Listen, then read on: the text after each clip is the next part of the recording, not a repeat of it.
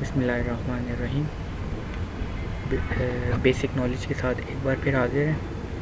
आज जो बेसिकली हमारा टॉपिक है वो इलेक्ट्रिकल ट्रांसफार्मर के इंटरव्यू क्वेश्चन एंड आंसर के हवाले से। तो ये 10 क्वेश्चन डिज़ाइन किए हैं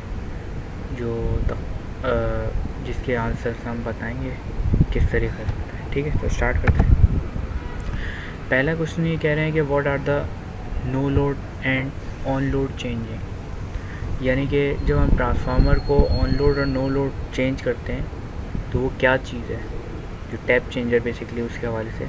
if the tap changing is done, जब टैप चेंजिंग डन होती है when there is no load on the second, यानी कि जब आपके सेकेंडरी साइड पर कोई भी लोड ना हो। ट्रांसफार्मर की एक प्राइमरी होती है, एक सेकेंडरी होती है। जो सेकेंडरी साइड पर अगर लोड नहीं है तो वो चीज़ आपकी कहलाती है नो लोड टैप चेंजर, यानी कि आप टैप चेंज कर रहे हैं मगर आपके सेकेंडरी पे लोड नहीं है तो वो कहलाएगा नो लोड टैप चेंजिंग। सही है। अगर इसी के अगर अपोजिट कर लें, यानी कि आपके सेकेंडरी साइड पर लोड है और आप टैप चेंज कर रहे हैं तो ये कहलाएगी ऑन लोड टैप चेंजिंग। ठीक है, ये टैप चेंजर का ये जो आप दूसरी मैंने बनाई थी उसके अंदर इसकी वीडियो पड़ी हुई टैप चेंजर के हवाले से। ठीक है। अच्छा, what are the method of no load, ये LOAD है, लोड टैप चेंजिंग। मैनुअल भी होता है और ये ऑटोमेटिक भी होता है, इसमें मोटराइज भी होती है और मैनुअल आप हाथ से भी मतलब नंबर बढ़ रहे होते हैं टैप चेंज कर सकते हैं ईजिली। ठीक है। अच्छा, what are the method of on load tap changing, यानी कि जब ऑन लोड का मतलब यानी कि लोड पर एक ट्रांसफार्मर, लोड से मुराद है वो सप्लाई प्रोवाइड कर रहे हैं तो वो क्या उसके मेथड है, किस तरीके से कर रहा होता है मेथड। तो या तो पैरेलल वाइंडिंग होती है, ठीक है, पैरेलल में एक वाइंडिंग कर देते हैं, प्रिवेंटिव रिएक्टर्स लगाए जाते हैं, या रेगुलेशन ट्रांसफार्मर सेपरेट लगाए जाते हैं जिससे वो ट्रांसफार्मर के टैप्स को चेंज कर रहा होता है, या एक सेपरेट वाइंडिंग कर दी जाती है जिसको कहते हैं टर्शरी वाइंडिंग। ये इसके 4 बेसिकली मेथड्स हैं ऑन लोड टैप चेंजिंग। ठीक है। अच्छा, what types of losses are there in a transformer. Transformer के अंदर बेसिकली लॉसेस के बारे में बात करें कि कितने किस्म के ट्रांसफार्मर के अंदर लॉसेस होते हैं। कॉपर लॉसेस होता है। क्यों कॉपर लॉसेस क्यों होता है, क्योंकि उसके अंदर वाइंडिंग होती है तो ज़ाहिर बात है उसमें कॉपर की होती है तो उसमें लॉसेस भी होंगे कुछ। आयरन लॉसेस इसलिए आयरन लॉसेस और स्ट्रेसेस लॉसेस तकरीबन सेम है।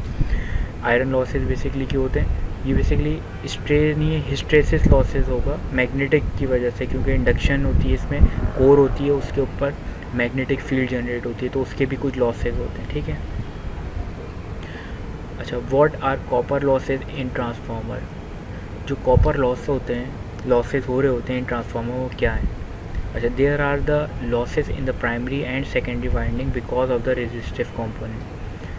बेसिकली जो प्राइमरी और सेकेंडरी वाइंडिंग होती है इसमें जो लॉस होता है कॉपर रेजिस्टिव कंपोनेंट की वजह से। क्यों, रेजिस्टेंस, जब किसी भी कंडक्टर के अंदर रेजिस्टेंस आती है तो उसके अंदर हीट जनरेट होती है जिसको I²R से हम वो करते हैं। ये वेरिएबल लॉसेस हो सकते हैं, इसके अंदर मतलब चेंजिंग आ सकती है, कम लोड पे कम होंगे, इस तरीके से रेजिस्टिव जो आपके बेसिकली लॉसेस होते हैं उसको हम क्या कहते हैं, रेजिस्टेंस के अगेंस्ट हो रहे होते हैं उसको हम कॉपर लॉसेस कहते हैं। ठीक है, जो कंडक्टर में हो रहे होते हैं उसको हम उस लॉसेस को कहते हैं कॉपर लॉसेस। ठीक है। Why we call the iron losses as constant, कह रहे हैं कि आयरन लॉसेस के हम जैसे कॉपर लॉसेस जो होते हैं वो वेरी कर रहे होते हैं, चेंज हो रहे होते हैं, मगर आयरन लॉसेस यानी कि जो आपके कोर होती है, मैग्नेटिक फ्लक्स जिसमें प्रोड्यूस हो रहा होता है वो आपके कांस्टेंट होते हैं प्राइमरी और सेकेंडरी बोथ साइड पर। क्यों, these losses are constant from no load to full load, यानी कि नो लोड पर भी और फुल लोड पर भी सेम होते हैं। These losses are because of the magnetic flux, क्योंकि किस वजह से हो रहे होते हैं, मैग्नेटिक फ्लक्स की वजह से, which remain constant through out the working of the transformer. क्योंकि कोर मैग्नेटिक फील्ड तो सेम जनरेट कर रही है ना, चाहे वो प्राइमरी हो चाहे सेकेंडरी हो, तो इसलिए इसके लॉसेज जो होते हैं वो कांस्टेंट होते हैं। अच्छा, अब ये कह रहे हैं what is the efficiency. Basically efficiency जो है वो एक रेशो में हम कंसीडर करते हैं, यानी कि आउटपुट टू इनपुट, यानी कि आउटपुट टू इनपुट जो रेशो होता है उसको हम जो एफिशिएंसी के तौर पर ले रहे होते हैं। और उसको हम शो कर रहे होते हैं परसेंटेज की फॉर्म में कि भाई ये इतने परसेंट एफिशिएंस है, 90% एफिशिएंट है, 80% एफिशिएंस है, यानी कि जितना बढ़ती जाएगी तो वो उसकी एफिशिएंसी को ज़ाहिर करता है।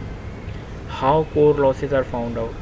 अब आपको कोर लॉसेस फाइंड करने, तो उसका तरीक़ा क्या है, कैसे आप उसको फाइंड कर सकते हो, कैसे? By means of open circuit test. ये ओपन सर्किट टेस्ट खुद एक अपने अंदर एक पूरे टेस्ट प्रोसीजर है इसका, उसके ज़रिए से हम इसको ओपन सर्किट टेस्ट करते हैं। तो सिंपली अगर कोर लॉसेस आपको फाइंड करना हो तो आप कैसे करेंगे? By means of open circuit test आप करेंगे, उसके ज़रिए आप कॉपर कोर लॉसेस को फाइंड कर सकते हैं। In case of open circuit test which losses are shown by reading of watt meter. कह रहे हैं कि अगर आप ओपन सर्किट टेस्ट कर रहे हैं तो विच लॉसेस आर शो होंगे रीडिंग ऑफ वॉट मीटर में। आयरन लॉसेस आपको बेसिकली ओपन सर्किट टेस्ट में आयरन लॉसेस आपको शो हो रहे होंगे वॉट मीटर की रीडिंग में, ठीक है, ये वो है। अच्छा, why short circuit test is carried out. कह रहे हैं कि शॉर्ट सर्किट टेस्ट क्यों हम करते हैं ट्रांसफार्मर में, क्यों करते हैं? To find out the copper losses, ताकि हम कॉपर के लॉसेस को फाइंड कर सकें। तो उम्मीद है समझ में आया होगा, इसमें थोड़ी गलतियाँ हो तो उसके लिए माज़रत खाऊँ।